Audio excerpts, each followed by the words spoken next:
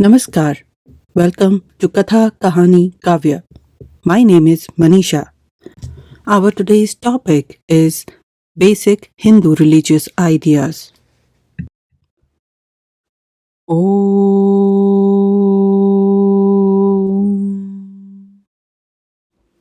Part 1, Chapter 4, Karma.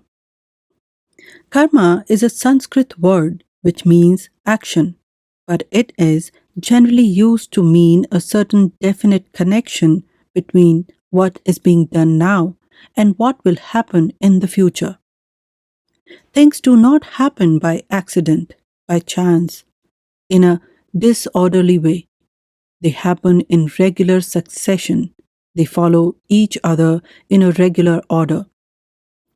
If a seed is planted in the ground, it sends up a little stem, and leaves grow on the stem, and the flowers come, and then fruits, and in the fruits are seeds again.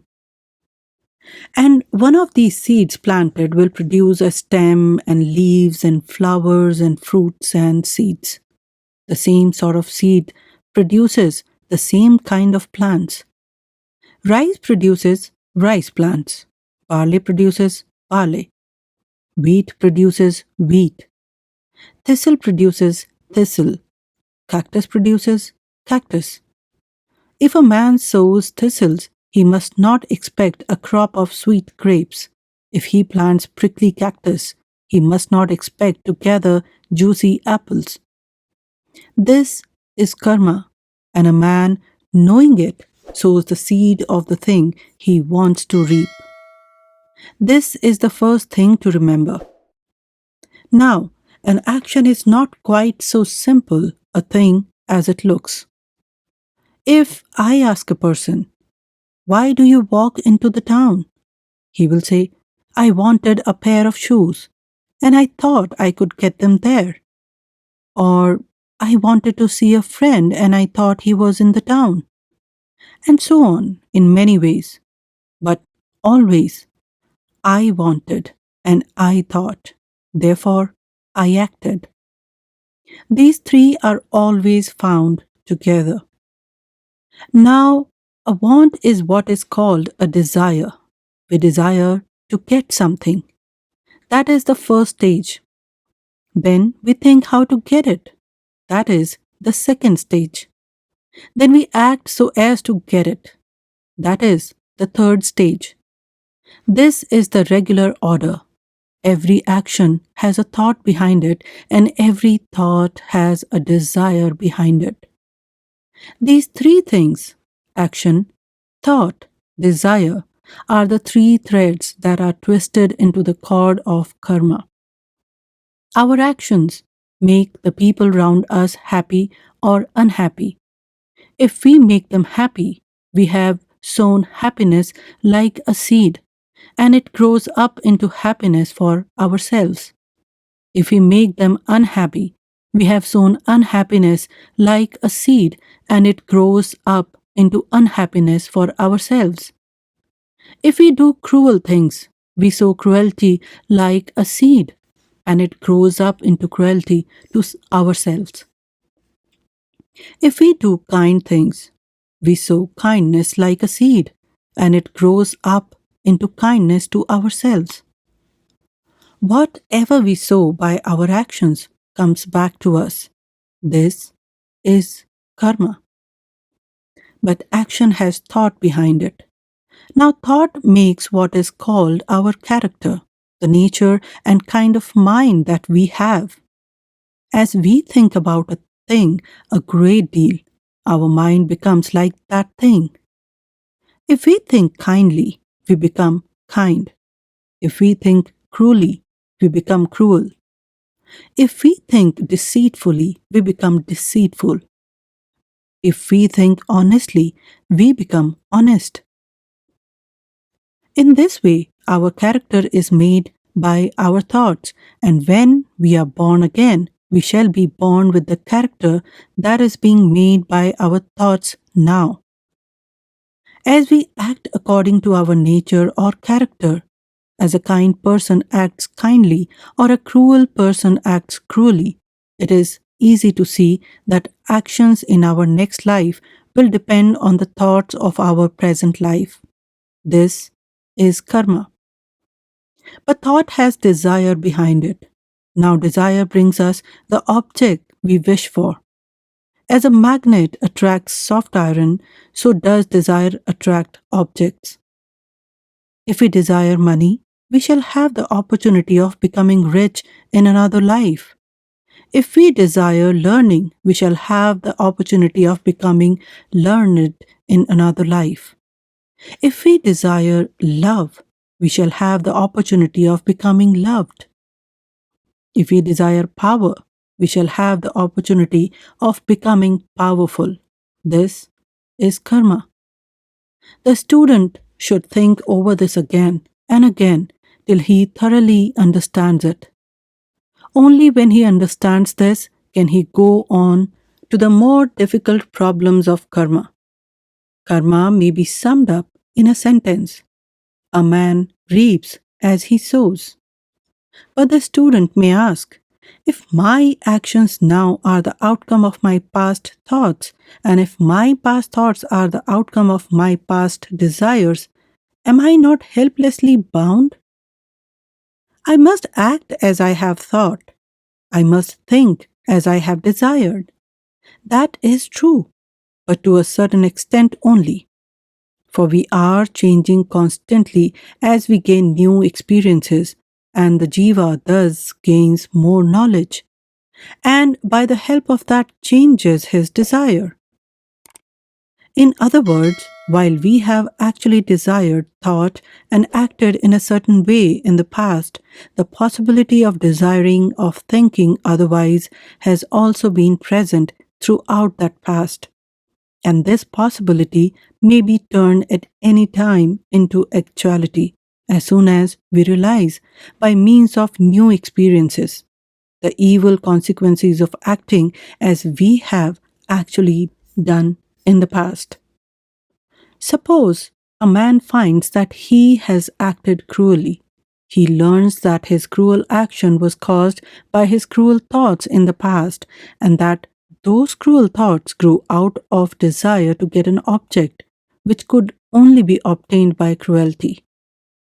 He sees that his cruel actions make people miserable, that these people hate and fear him, and thus make him lonely and unhappy. He thinks over all this and he resolves to change. But the pressure of his past thoughts and desires is very difficult to resist. He goes to the root of the trouble, the desire for the things that he cannot get without cruelty, and be who is the jiva says to himself, I will not let myself desire those things, and whenever I begin to wish for them, I will remember that the desire breeds misery. He uses thought to check desire instead of letting desire control thought. Then, instead of desires carrying him away as if they were runaway horses, he gradually uses thought as a bridle and keeps his desires in check. He will only allow them to run after objects that bring happiness when they are obtained. Young jivas let their desires run away with them and so bring much unhappiness on themselves. Older jivas grow wiser, and when the desire runs out to an object, the possession of which would, as he has found in the past, cause unhappiness, he remembers that past unhappiness and by his thought pulls the desire back. The student, then, who would make happiness for others and for himself must look well after his desires, must find out by observation and study which objects in the long run bring happiness and which bring unhappiness, and must then try with all his strength to desire only those things the outcome of which is happiness. It is very important to realize that escape from the bonds of birth and death is not gained by any special mode of life, but that, as Sri Krishna says, he who established in unity worshipeth me, abiding in all beings, that yogi lived in me, whatever his mode of living. Janaka, the Kshatriya king, and Tuladhara, the Vaishya merchant, equally reached liberation, and that not by fleeing to the forest, but by the absence of desire for worldly things. Janaka was king in Mithila over the Videhas, and having attained to tranquility of mind, he sang this song: Unlimited is my wealth, and yet I have not. If the whole of Mithila be burned up with fire, yet for me there will be nothing lost. And so he told Mandavya, having repeated this, that whatever possessions a man might have were but a source of trouble, and that the gratification of desire here or in heaven could not afford the 16th part of the happiness which comes from the disappearance of desire. As the horns of a cow grow with the cow, so does the desire for wealth grow with its possession. Wealth should be used for the good that can be done with it, but desire is sorrow. Looking on all creatures as on himself, a wise man gains freedom from all anxiety.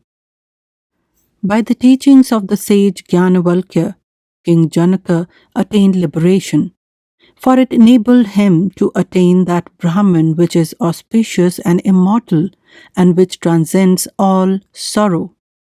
And having thus learned, he became in his turn a teacher, to whom even Vyasa sent his son Shuk to learn the religion of emancipation.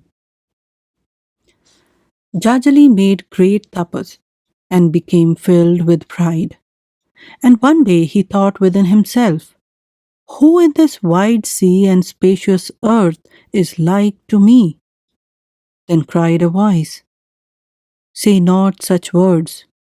Even Tuladhara, busy in buying and selling, should not thus speak, and to him thou art not equal. Then Jajali wondered much that a mere merchant should be put above himself, a Brahman and an ascetic, and he set forth to find Tuladhara and thus solve the riddle. Vexing himself, he reached the city of Varanasi and there found Tuladhara, a mere shopkeeper, selling to whomsoever came all kind of goods. Tuladhara stood up, greeting the Brahmana as was fitting, and to him Tuladhara related the story of great penance that had inflated him with pride. Angry thou hast come to me, O Brahmana, what service can I render thee? Much amazed was Jajali at such knowledge of his past shown by this humble trader, and eagerly he pressed for explanation. Then Tuladhara spoke to him of the ancient morality known to all, though practiced by so few, of living in a way which inflicted harm on none, or when harm could not be totally avoided, a minimum of such harm. He himself asked no loan from any, nor with any quarrelled. Attraction and aversion he had conquered, equal his look on all, without praising or blaming any. When a man is fearless and is feared by none, when he neither likes nor dislikes, when he does no wrong to any, then he reaches Brahman. Very beautifully did Tuladhara discourse of the injuries inflicted on animals and on men by cruelty, of the nature of sacrifice, and of true pilgrimage, showing how liberation might be gained by harmlessness.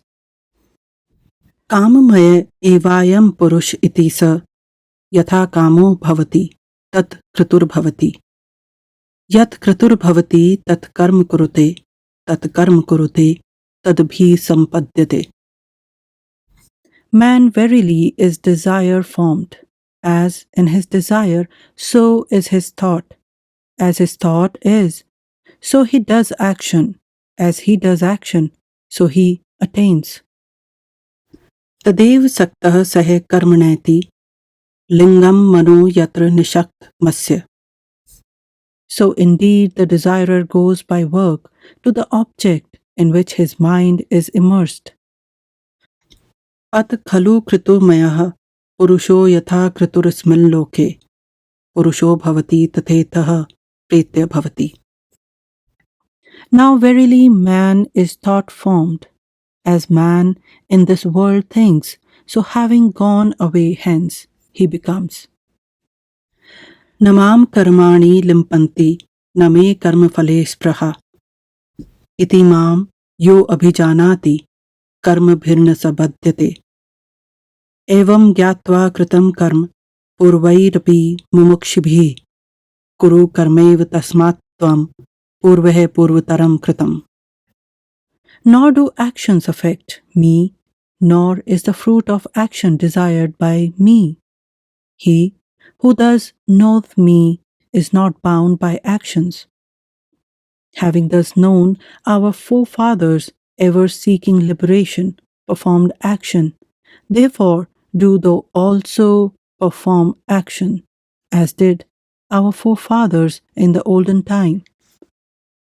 Yasya sarve samarambhaha kam sankalpavarjitaha jnana agni dagdha karmanam tamahuhu panditam buddhaha tyaktva karma phala sangam nitya tripto nirashrayah karmanyabhi pravarto api naiva kinchit karoti saha nirashiryat chittatma tyakt sarva parigrahah shariram kevalam karma kurvanna panoti kilvisham yadricha labh santushto द्वन्द्वातीतो विमत्सरः समः सिद्धावसिद्धौ च कृत्वापि न निबध्यते गतसङ्गस्य मुक्तस्य ज्ञानावस्थितचेतसः यज्ञायाचरतः कर्म समग्रं प्रविलीयते.